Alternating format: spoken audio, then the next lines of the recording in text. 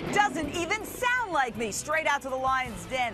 What's the significance of George Zimmerman telling the cops shortly after this fatal shooting?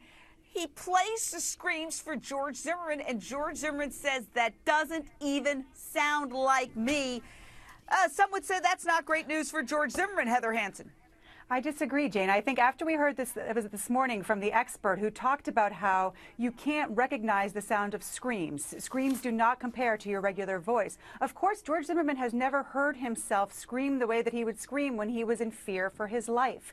He'd never hear himself scream that way. So for him to say that doesn't sound like me makes sense. Come on, Heather. George says that doesn't sound like me. George is denying that that's him screaming. Answer that. If that's not George screaming, George is not in peril. George has no right then to pull a gun and shoot unarmed Trayvon Martin. You can't sit there, Heather, with credibility and say you don't know how you sound when you scream. George says that's not him. It's not him screaming. It's Frank Trayvon. Taffy. He didn't say it's not him. Frank Taffy.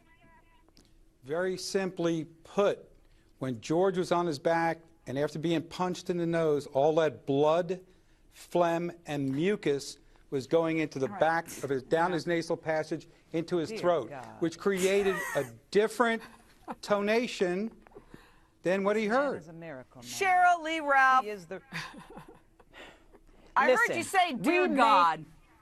Dear God, because I've got to tell you, that man is a miracle man. He has an answer for absolutely everything. I try. But let me just tell you, we may never, ever know whose voice that is, but whatever that is, we know who it is. Someone, George, and it sounds like a young voice. It sounds like a young person's voice was screaming. How do you know that? When did you become an audio expert? Because somebody when did you become the tracked audio them down, expert? followed the FBI them, couldn't even distinguish and it. they You were work for the under FBI now? attack. See, and now let me just say this. Frank Taffy, I'm sorry, Mr. Taffy, I called you Tacky. I did not mean it. Do not hold it against my heart. All right, I like that. Taffy.